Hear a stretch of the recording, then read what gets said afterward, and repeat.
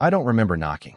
My knuckles were still against the door frame when she opened it, a faint smell of coffee drifting from inside.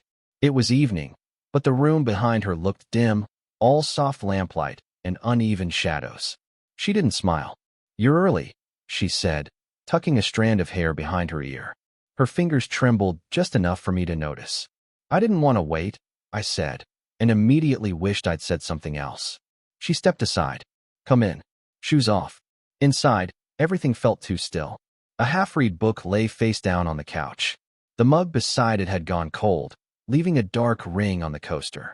She sat on the arm of the chair instead of the seat, arms folded, like she didn't want to settle. "You didn't have to come all the way across town for this," she said. I shrugged, standing in her living room with my hands stuffed in my jacket pockets. "You sounded. I don't know. You didn't sound okay on the phone." Her eyes flicked up at me, then away. "I shouldn't have called." Silence stretched. The refrigerator hummed in the background. I noticed she hadn't removed her necklace from earlier, a thin silver chain she always fiddled with when she was nervous.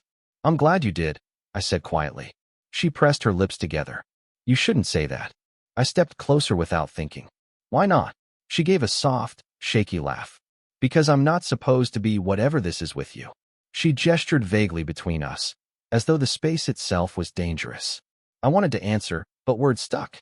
The lamplight threw a faint glow over her cheekbones. She looked tired, but beautiful in a way that made my throat tighten. "I know what people would think," she continued, voice lower. "You're what? 23? 24? 25, I said. My voice came out steadier than I felt. "And you're 46. So." She tilted her head, eyes narrowing a little. "So it's not that simple." I laughed under my breath. "It feels simple when I'm here."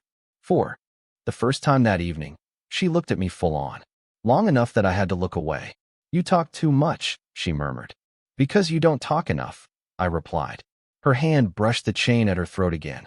"We can't do this," she said finally, each word slow, deliberate. I swallowed. "Then why can't I walk away?" She flinched slightly at that, as if I'd touched her. A clock ticked somewhere in the hallway. She uncrossed her arms and let them hang at her sides, fingers curling inwards, and I realized she was shaking just a little. "I'm not," she began, then stopped. "This isn't," she tried again. "I'm not someone you should." I took a step closer. The air between us felt charged, but fragile, like a thin sheet of glass. "You don't get to decide that for me." Her breath caught. She didn't move away, but she didn't come closer either. In the distance, a siren wailed and faded. Her apartment smelled faintly of rain on the balcony. I hadn't noticed the drizzle before. She looked down at her hands, then at me, and for a second the guardedness slipped. I thought she might reach out. Instead, she whispered, "You need to go." I opened my mouth, but a sharp sound cut through the room. The doorbell ringing, once, then again. She froze. Her eyes darted to the door, then back to me. "Who's that?" I asked. She didn't answer. The bell rang again, sharper this time. She didn't move at first. Her hand hovered near her throat like she was steadying herself. "Are you expecting someone?" I asked. She shook her head, almost imperceptibly, and then crossed the room. I could see the muscles in her back tighten through her thin sweater as she walked to the door. She cracked it open just enough to murmur something I couldn't hear. A man's voice answered, low and muffled. She nodded quickly, closed the door, and pressed her palm flat against it. "It was just a delivery," she said without turning. "You don't sound sure." She let out a dry laugh. "I never sound sure." When she faced me again, something in her eyes had changed. Tired, yes, but also resigned. "You shouldn't be here," she repeated. "I'm starting to think you don't actually want me to go," I said before I could stop myself. She glanced at the floor. "You sound like my husband when he was your age." The words slipped out, and she stiffened as soon as she'd said them. I blinked. "You're separated," she cut in. "Almost a year. He moved out. But the paperwork isn't done. And my daughter still thinks we might." She trailed off, shaking her head. "It's complicated." The room seemed smaller now. I shoved my hands deeper into my pockets. "And me?" "You're her friend," she said softly. "She talks about you all the time. I shouldn't have called you tonight." "I shouldn't have." She stopped herself again. My mouth felt dry. I didn't come because of her. She looked up, and for a heartbeat our gazes locked. "I know," she said. I wanted to step toward her, but something about the confession pinned me in place. In my head, I saw flashes. The first time I'd noticed her at their kitchen table, leaning over a crossword, not looking up when we came in. The night she'd stayed late at the cafe where I worked, sitting alone with her coat on, waiting until closing just to avoid going home. You think I don't see you, I said quietly. But I do. Her shoulders softened a little. And what do you see? A woman who keeps apologizing for breathing, I said before I could censor it. She closed her eyes briefly, and when she opened them again, there was a glimmer of something unguarded, like a window cracked open. You talk too much, she whispered again, but her voice lacked any edge now. I stepped forward, just enough that our hands almost brushed.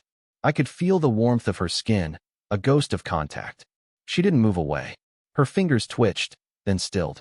Outside, the drizzle had turned to real rain, a slow hiss against the balcony. She stared at our almost touching hands and exhaled, a small, broken sound that was neither laugh nor sob. Neither of us spoke, but she didn't pull her hand back.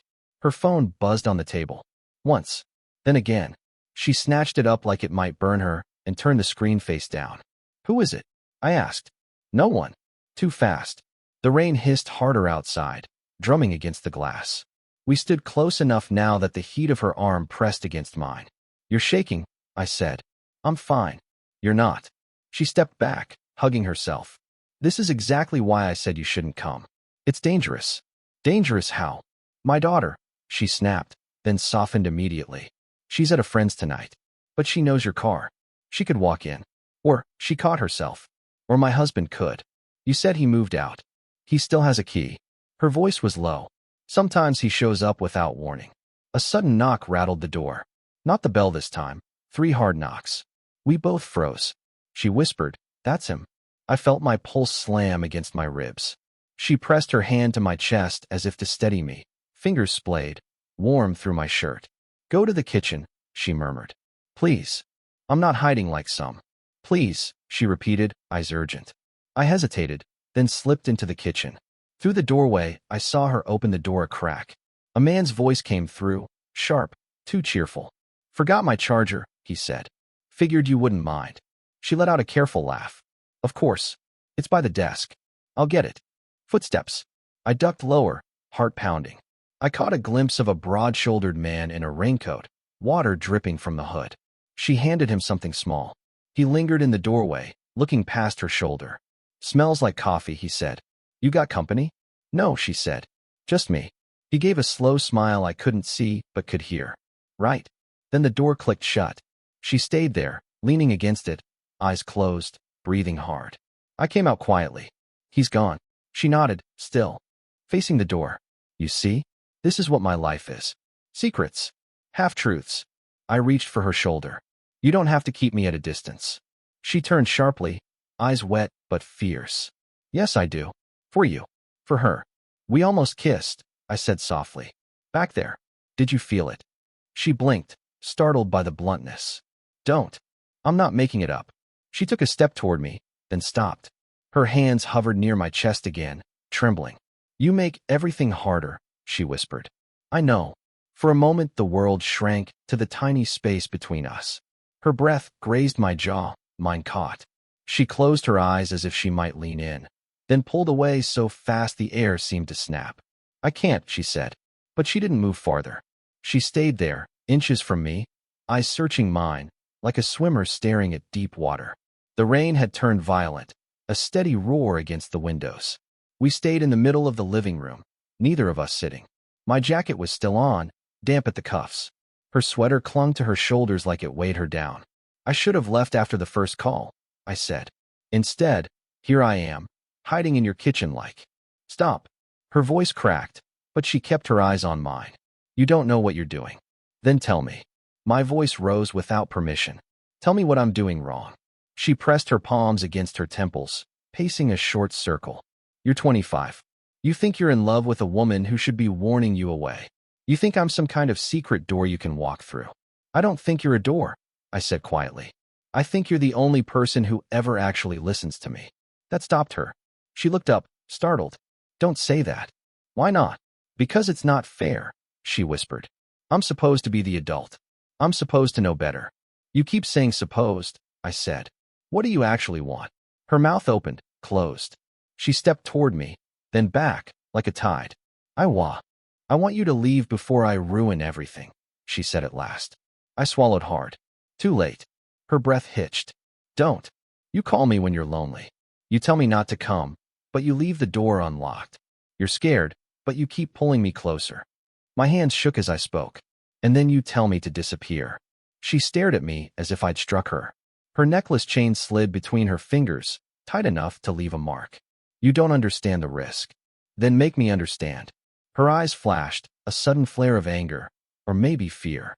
If my daughter finds out, she'll never forgive me. If my husband does, he'll drag me through court. You'll be a headline in her life, a mistake she never forgets. I'm already a headline, I said.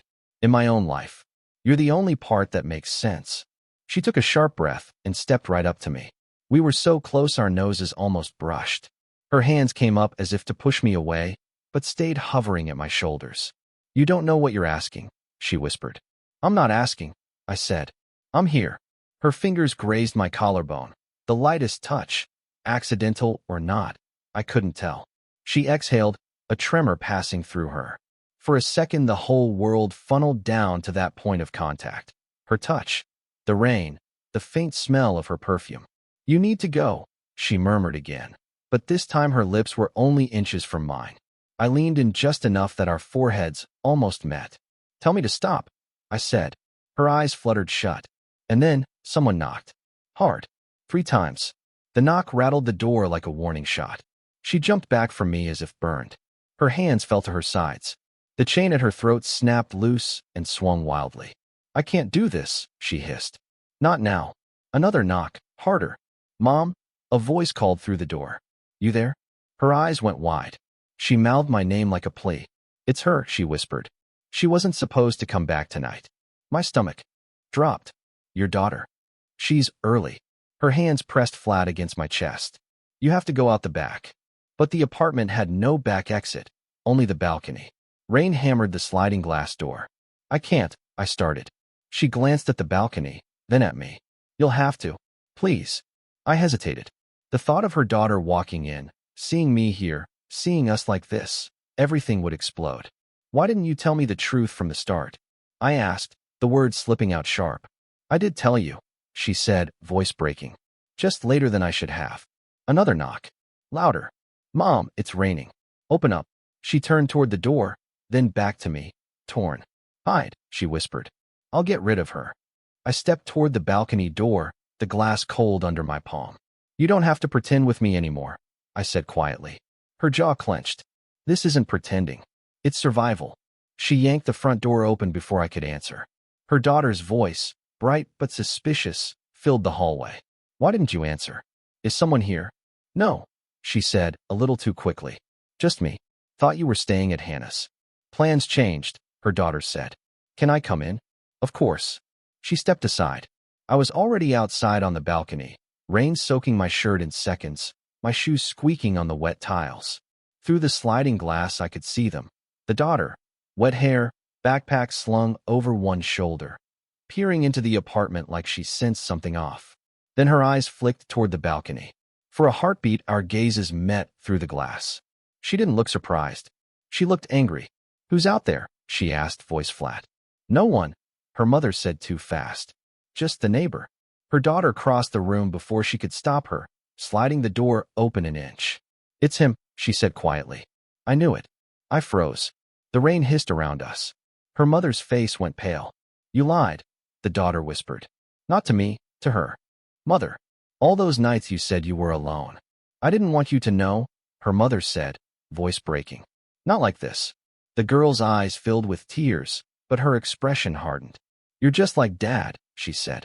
Her mother flinched. That's not true.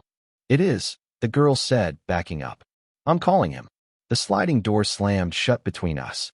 I stood there in the rain, breathless, the world tilting under my feet. Rainwater streamed off my hair, cold down my neck, but my chest burned. Through the glass, I watched her daughter punch numbers on her phone with shaking fingers. Her mother snatched at the device, voice rising for the first time. Don't, she said.